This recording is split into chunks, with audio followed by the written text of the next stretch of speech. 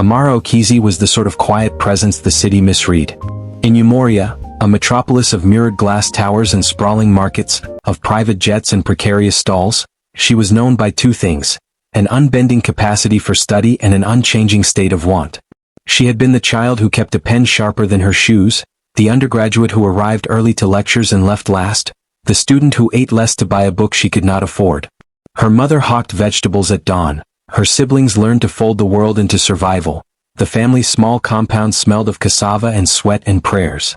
When the university read out her name during convocation, the crowd rose. First class. Top of department. The faculty clapped as if the future had been delivered in that single voice. Her mother wept, and Amara's small chest swelled with a pride that felt like light finally tucked into the corners of their house. After the pomp, reality returned with its usual indifference. The certificate that should have opened doors hung on the wall like a painting no one bought. Employers required internship experience she could not afford. Networks were made of lunches and introductions she could not buy. For 3 slow years she applied, interviewed, and waited. She learned to budget time and hope in the same breath.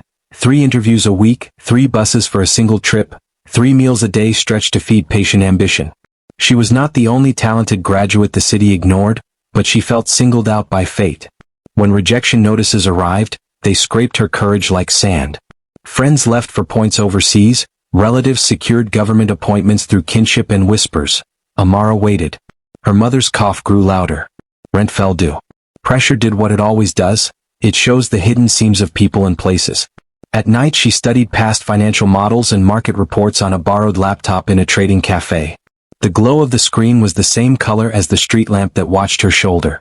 She believed in numbers because numbers had no appetite for class or origin. They were indifferent and honest. She learned to translate hunger into angles and calculations. When she closed her notebook, she would whisper into the dark, "If doors don't open, I will build one." High above the noise, in a tower of glass and late-night light, lived Kamal Obalolu.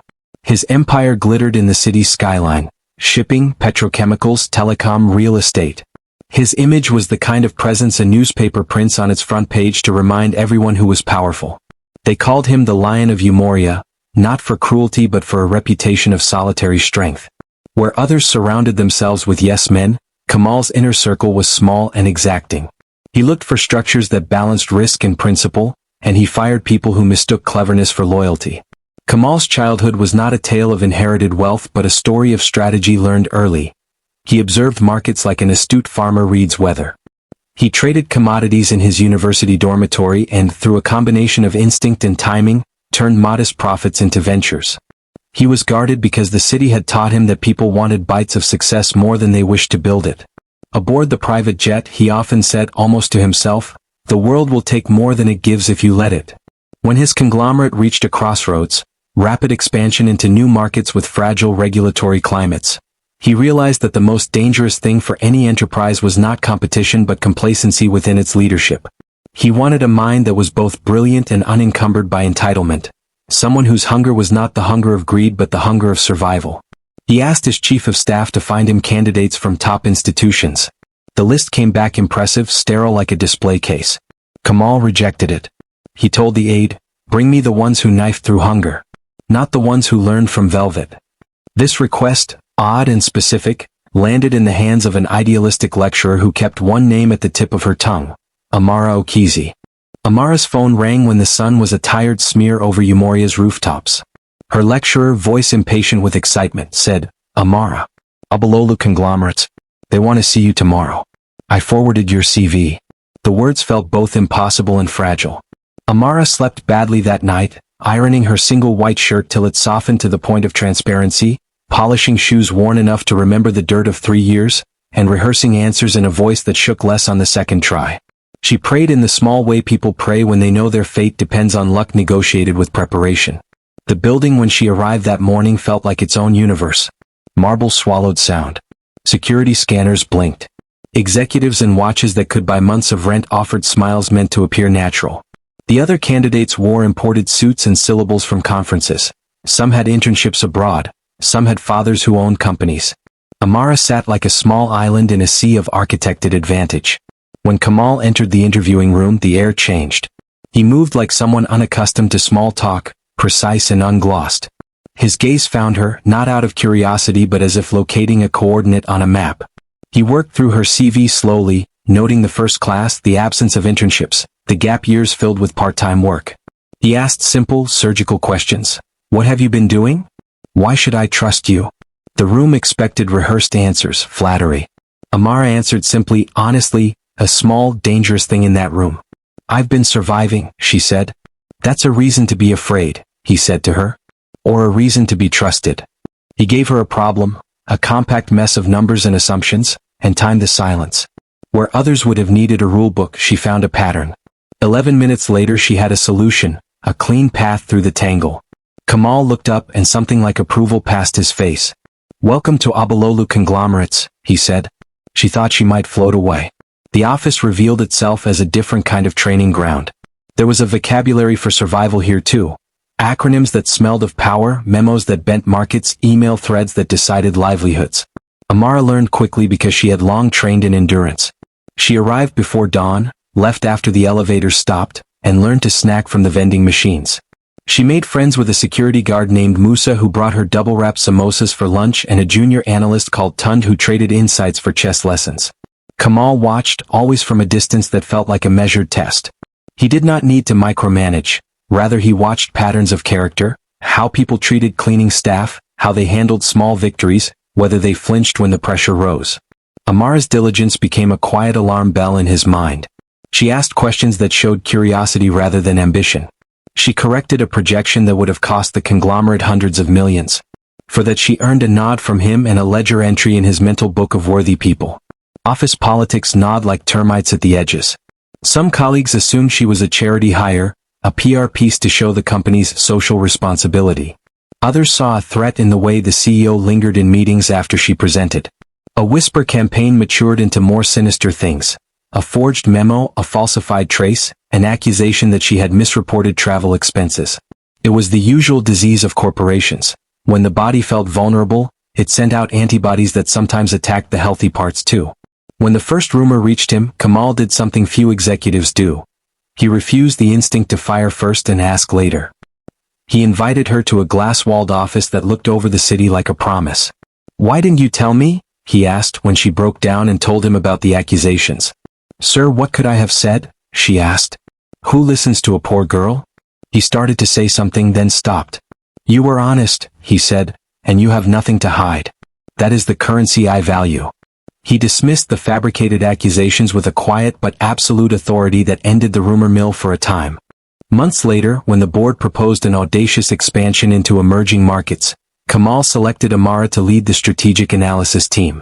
The project was huge: regulatory complexity, political variance, currency swings, and reputational risk. If it failed, the conglomerate would lose billions and perhaps its grip on its own future. Choosing her was a statement, not only of belief in her ability but a test of the company's worthiness. Board members bristled. Old alliances formed in smoke-filled rooms resented a young analyst becoming a public face of strategy. This is madness, one director hissed. She's inexperienced. But Kamal's decisions were not democratic. He believed courage had its own calculus. The work consumed Amara. She ate with fingers stained from late-night noodles, slept in chairs in the strategy war room, and walked the line between brilliance and exhaustion. At one point she fainted in the elevator and woke to find Kamal holding a bottle of water and a towel. The corridors smelled like the city after rain. He had not made a show of it. He told her with no condescension, "You are doing too much." She, in turn, told him about the market vendors near her childhood home who gave credit on bad days, about her mother's cough, about the way their rent was overdue. He listened. Listening, for a man who had listened too rarely in his youth, became a small revolution. On the day she presented the final risk model, she stood before a room of hardened men and women and spoke in a voice that trembled once and then steadied. Her charts were lucid, her assumptions clear. She had built contingency ladders for the worst of scenarios.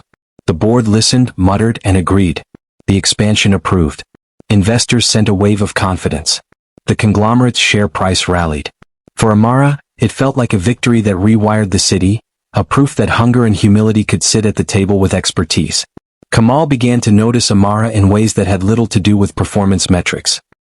He noticed the crease between her brows when concentrating, the way she tucked a stray hair behind an ear, the small laugh she shared with an intern over a bad coffee. Once, on a rainy evening when the city lights refracted in the tower's glass, he found himself staying late just to watch her pack her bag. He told himself it was curiosity. Slowly he admitted the truth. He was drawn.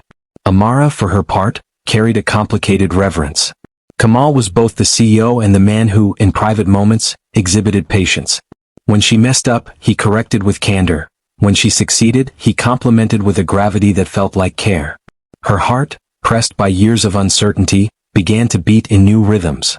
She noticed his loneliness in the way he ate his meals alone, in the way he absent-mindedly rubbed the old crease at the corner of a framed photograph in his office. She heard stories about his youth, a boy who traded commodities from a dorm and learned early the cost of misplaced trust. Their connection was never instant. It flowed like water finding a path, patient, persistent. They worked late nights and shared black tea and talk. Sometimes the conversations angled to markets, sometimes to culture, sometimes to childhoods. They were cautious. Both knew the hazards of power and the fragility of office love. But the space between them filled with silence and attention, two of the most intimate gestures. Power inflames resentment. The older, comfortable men on the board started to conspire subtly and then not so subtly. A formal complaint surfaced alleging misappropriation by Amara during the expansion. Evidence was manufactured, emails doctored, timestamps falsified.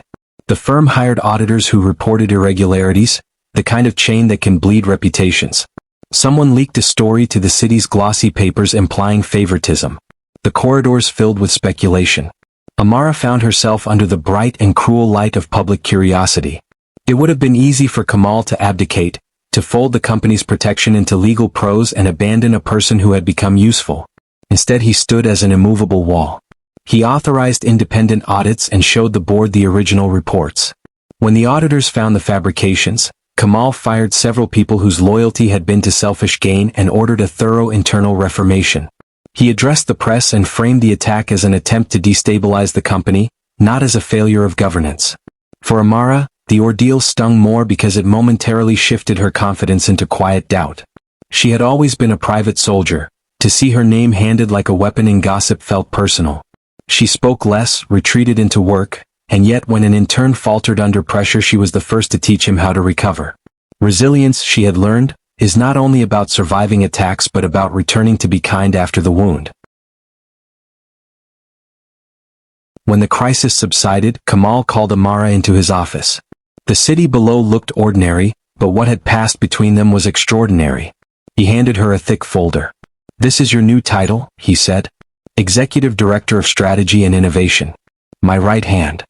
Amara pressed her palms together, feeling the tremble of a lifetime compress into a single moment.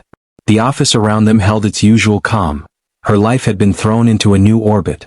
It was not only the salary or the power that mattered, it was validation in a world that had told her success might be out of reach. Kamal added quietly, "I've seen you rebuild this company's plan 3 times in a week. You have the mind and the steadiness. I want you beside me when the company makes decisions that will shape markets." She looked at him, attempting professional composure, and saw something in his face that was not about profit. "Thank you," she said. Tears were tame against the thunder of feeling that had weighed on her chest for years. He offered a small smile and then, unexpectedly, the request, "When you get called the billionaire's protege in the papers, how will you respond?" Amara considered the complexity of her new role, loyalty bound to public gaze and private compromise. "I'll work harder," she answered, choosing her steady voice. He nodded, and for the first time their eyes lingered in a way that acknowledged the quiet intimacy between two people who had been tested and proved. It was their ritual now to meet on the building's rooftop garden when the city's wrongs felt especially sharp. The garden was small, pots of hibiscus, a bench carved from mahogany, a quiet that the city below never offered. One night, when rain had polished the streets and the lights blurred like painter's strokes, Kamal stopped and said, "You saved this company not just with numbers but with moral logic. You have the rare ability to imagine people's choices." Amara considered the compliment, and then the distance between the man and the legend. "You have taken a risk on me," she said. "Not everyone would do that." He turned to her with an honesty he rarely allowed the world to see. "I wanted someone who would not be tempted to use what they knew against the company. I wanted someone who would keep me honest." He hesitated. "I wanted you to keep me honest." Her breath left her. The sky above did not answer. In that hush their faces were private things, lit by the city's faint reflection. She reached out and placed her hand within the hollow between his palms for a moment, a small electric contact. "We cannot be reckless," she said. "We must remain careful with what we are becoming." He nodded. "Careful," he repeated, and for a while, the world had the two of them and nothing else. When their relationship eventually became public, soft photographs leaked, a congratulatory column full of speculation ran in the business pages. The city offered its own verdict. There were those who applauded the romance between ambition and tenderness. There were those who sneered that the rich fell for narratives and not people. Amara found that being seen did not change the internal architecture of who she was. She still wrote memos, still negotiated with regulators, still visited her mother who now had a new cough medication and a small tiled kitchen. But the eyes of the city meant she now parsed reactions in the elevator as potential gossip, assessed small talk as speculation, and learned to define boundaries where none had been necessary before. Kamal, who had kept his private life private, discovered an unexpected truth. Being seen with someone like Amara meant excavation. The press asked who she was. The city wanted a story with a readily legible arc. Poor girl rescued by billionaire. That narrative was false in its simplicity. She had not been rescued, she had been recognized. He knew this and he made sure to say it publicly. "She is not my charity. She earned everything." Years later their partnership became a business legend. Under his broad strategies and her incisive analysis, Obalolu conglomerates expanded into social programs that taught market literacy in poor neighborhoods, created incubators for startups started by women, and sponsored scholarships. Amara spearheaded the First Class Initiative, a program that reached grads like she had been, brilliant, unconnected, overlooked. The program offered mentorship, stipends, and internships, a structural attempt to make chance less lonely. Their success did not sterilize them. They carried scars from the battles and a humility from their origins. They married in a modest ceremony held in a backyard that could have been any market's courtyard, guests a mixture of business leaders and the women who became Amara's early friends and vendors. Kamal's family, small and exacting, attended with a quiet approval that had been earned across hard years of demonstrated restraint. In speeches, when asked how she had arrived, Amara replied always the same way, "I was not rescued. A door was opened and I walked through carrying the tools I had. If there is meaning, it is in what we build for others now that we have places to stand." The legend, as all legends do, simplified the story for popular mouths. The city reduced nuance into headlines. Yet in quieter corners, in classrooms where young people sketched futures in the margins of notebooks, in food stalls where vendors counted pence and prayers, the story endured because it was true in crucial ways. The girl had been brilliant, the city had been indifferent, a man with resources had made a risky human choice, and together they had converted vulnerability into structure. Amara often returned to the market where her mother once sold vegetables. She walked the lanes, listened, and sometimes sat on a stoop with a new graduate and let the person ask questions she had once been too afraid to ask. "You will not be defined by your start," she said. "Build your skill. Let people see your work. When a door opens, step in with your chin up." Kamal, older and less forbidding in private spaces, sometimes stood in the corner of those gatherings, watching her speak to the young people with a private admiration. He had been the lion on the skyline, but now he was also the man who learned to soften without losing his edge, who learned that the greatest risk is not investment but trust. Together they had built something that did not only belong to them, a corporation that could be measured in balance sheets and a public legacy that could be measured in lives lifted. They had found that the combination of courage and compassion could tame an unforgiving city. When people asked Amara years later what advice she would give to any graduate nodded toward her shoe, she would smile and answer, "Work. Learn. Be kind. Keep telling your truth until someone with sense of risk and heart is ready to listen." When asked what advice he would give to CEOs, Kamal always said with the same slow emphasis, "Look for people who have been tempered by hardship but not embittered by it. Take the risk of trusting someone who will be honest because they have nothing to hide. Build doors and let others walk through." Their story traveled the city like a useful rumor, not the kind that feeds envy but the kind that feeds planning. Young people kept copies of Amara's speeches, interns used her memos as templates, and the First Class Initiative expanded to other regions. The city remembered less often that the road had been long and sometimes cruel. It remembered more that people who refuse to give up can change their stars, and sometimes the stars themselves can move. In a photograph that would later be framed in the company's headquarters, two people on a rooftop garden against a city of glass, hands touching, faces lit by the same dim halo, the caption read simply, "A door opened." And in the corridor where Amara first hung the certificate that made strangers clap, the frame was now accompanied by dozens of new certificates from the program she had started. They were not trophies. They were invitations. She had been the poor student who studied under streetlights. She had been jobless for years. A billionaire had indeed walked into her life, but he had not carried her like a prize. He had seen her, trusted her, and together they had learned the modest heroism of making space for others. That was the story the city kept telling, a folktale for modern times. That humility and brilliance, when teamed with daring and trust, could change the fate of many, not just one.